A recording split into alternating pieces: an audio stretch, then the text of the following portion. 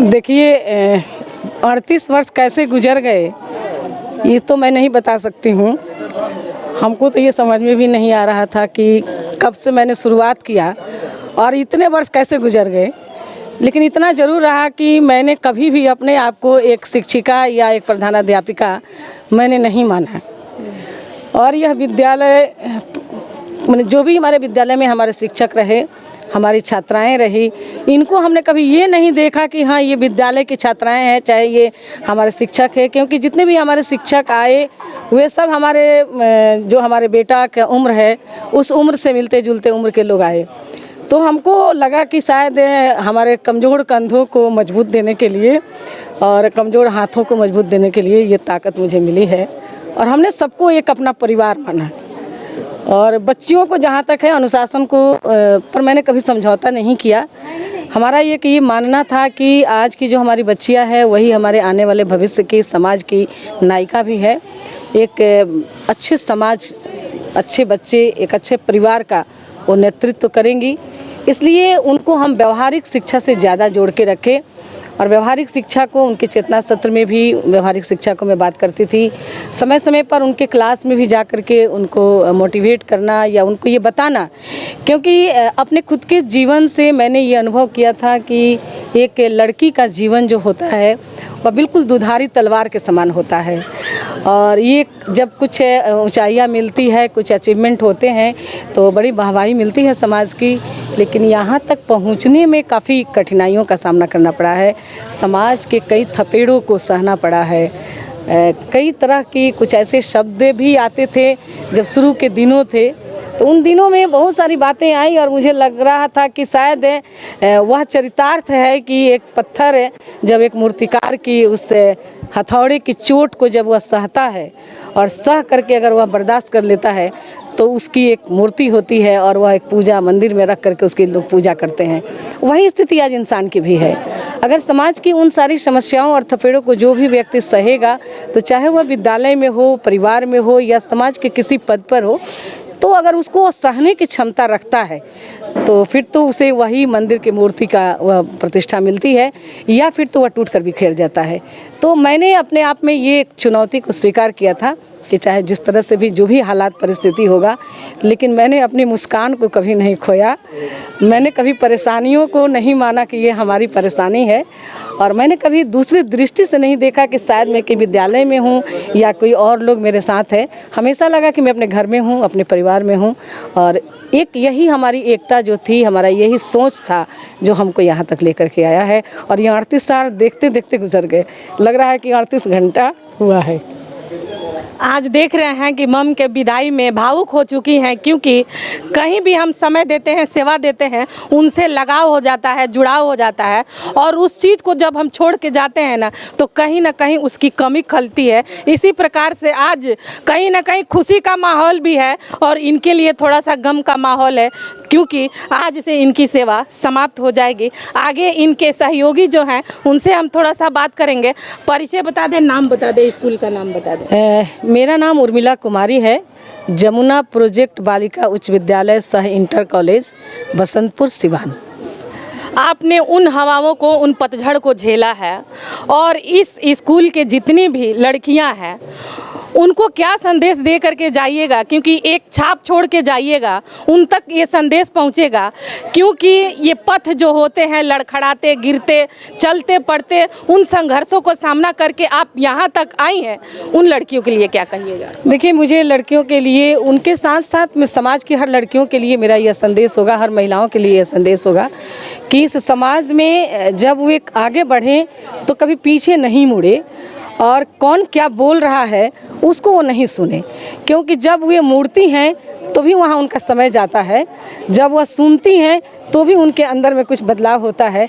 तो बिना किसी की कोई बात सुने, बिना पीछे मुड़े वह अपने मंजिल की तरफ उन्हें आगे बढ़ते रहना चाहिए। उनका ध्येय स्पष्ट होना चाहिए, क्योंकि जब तक मंजिल के बारे में हम स्पष्ट नहीं तय करेंगे तब तक हम कुछ आगे नहीं कर सकते हैं। इसीलिए सबके लिए मैं बोलती हूँ, कहने के लिए लोग कहते हैं कि वह हाउस वाइफ है, लेकिन हाउस वाइफ भी किसी काम काजी महिलाओं से कम नहीं होती है। वह घर में वह सारे कामों को करती है जिसके लिए हम 10-20 हज़ार भी दे करके वह चीज़ हम प्राप्त नहीं कर सकते हैं। इसलिए महिलाओं के सम्मान को समाज को भी स्वीकारना चाहिए और सबके लिए मेरा यह संदेश होगा कि वे अपने मंजिल को पाने के लिए आगे बढ़ें और मिलवर्तन का भाव रखें, सहनशीलता का भाव रखें। हम अपने सभी साथियों को भी यह संदेश देना चाहूँगी कि किसी भी परिस्थिति में चाहे जो भी हालात हो, उन्हें कभी नर्वस नहीं होना है, घबराना नहीं है और अपने आप को कमज़ोर नहीं समझना है, क्योंकि जैसे ही हम समझते हैं कि हम कमज़ोर हैं तो हम हो या ना हो लेकिन हो जाते हैं। इसलिए कभी नहीं समझना है कि हम कमज़ोर हैं और अपने पथ की तरफ बढ़ना है।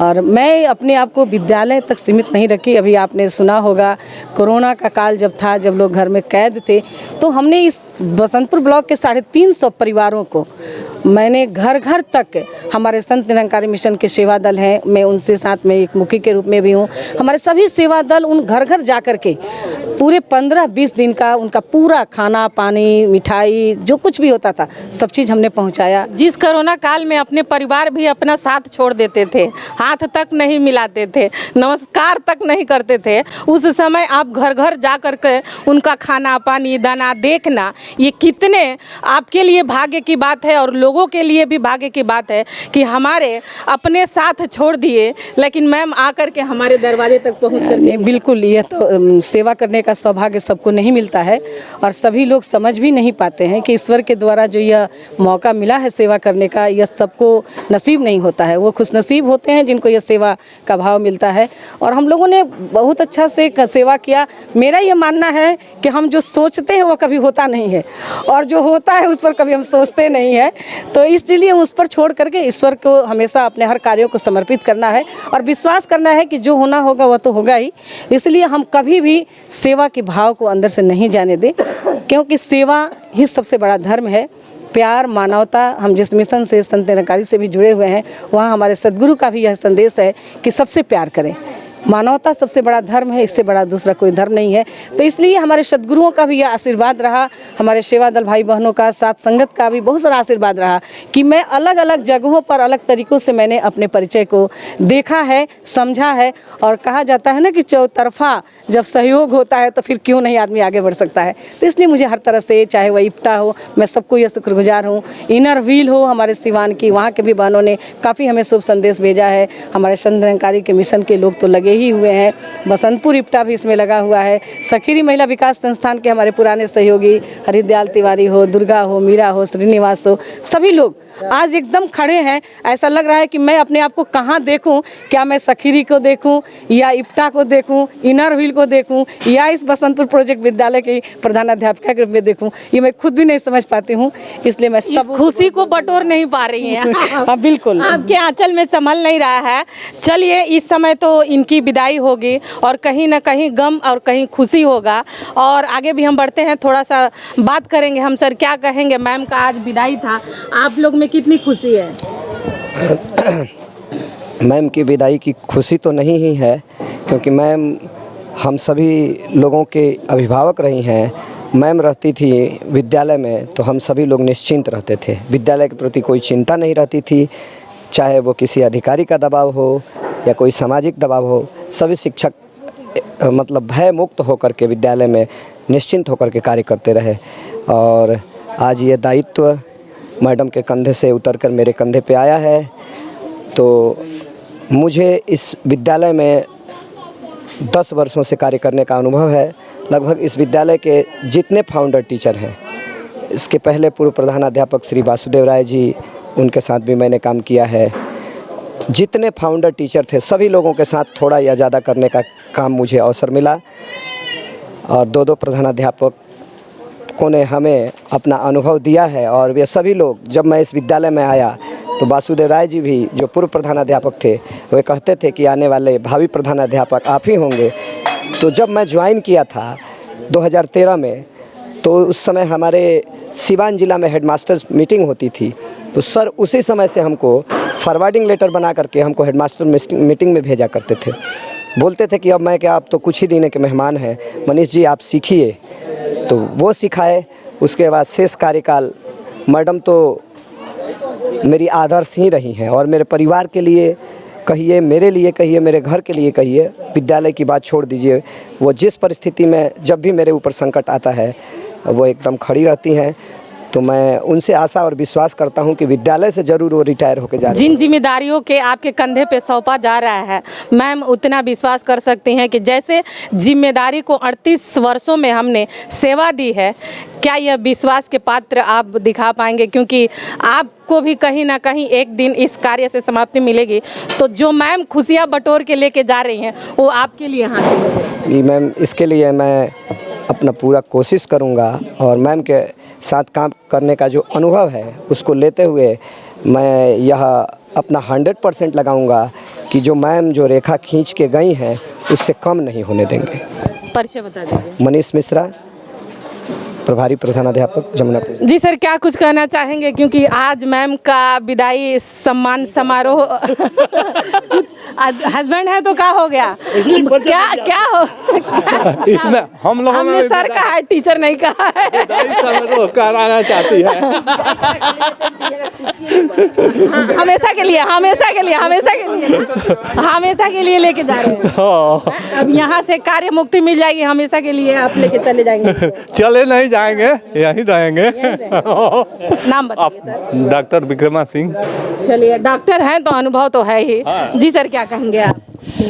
मेरा कहना है कि उर्मिला जी सरकारी सेवा से सेवानिवृत्त जरूर हो गई प्राध्यापक पद से, लेकिन समाज से सेवानिवृत्त नहीं हुई हैं।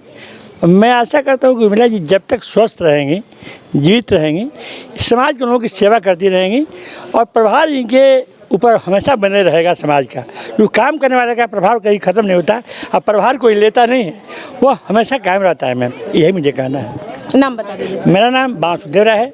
इस विद्यालय का संस्थापक प्राध्यापक मैं रहा हूँ और मैं प्राध्यापक पद से निवृत्त हुआ तो मैंने प्रभार उर्मिला जी को सौंपा। उर्मिला जी ने अपने नेतृत्व काल में 5 वर्षों में विद्यालय को बहुत अच्छा विकास किया, फैलाया सजाया। वही उम्मीद हमारे भाई जो अभी वर्तमान प्राध्यापक हैं, जो जिम्मेदारी मैम के कंधे पे दिया था, क्या मैम उस पर खरा उतर 100% से ज़्यादा 100% ज़्यादा खड़ा उतरी। और मैं अपने जो पुत्र समान हैं मनीष मिश्रा जी, जो अभी वर्तमान प्राध्यापक का प्रभार लिए हैं, उनसे भी यही अपेक्षा उम्मीद करता हूं कि मैडम से भी आगे वो निकलेंगे, अपने दायित्व का निर्वहन करेंगे। नाम बताइए। मेरा नाम वासुदेव राय है। जी सर, क्या कहेंगे? आज प्राचार्य उर्मिला कुमारी जी का आज विदाई सम्मान समारोह रखा गया, जिसमें खुशी भी था और कहीं ना कहीं कुछ मन में दुख है कि मैम थोड़ा सा हमसे दूर जा रही हैं। सर्वप्रथम मैं आपके इस चैनल को बहुत बहुत धन्यवाद, और मैं इस मंच के माध्यम से कहना चाहता हूं कि उर्मिला जी के साथ हम लोगों को 8 साल काम करने का मौका मिला। इन 8 वर्षों में इन्होंने जीवन के हर एक पहलू की पहचान हमसे कराई। वह सामाजिक जीवन हो, एक अच्छे व्यक्ति का जीवन हो, एक अच्छे शिक्षक का जीवन हो, हर चीज़ की सीख इन्होंने दी। इतना ही नहीं, इस विद्यालय में जो बच्चियों को इन्होंने दिया वो अद्भुत था।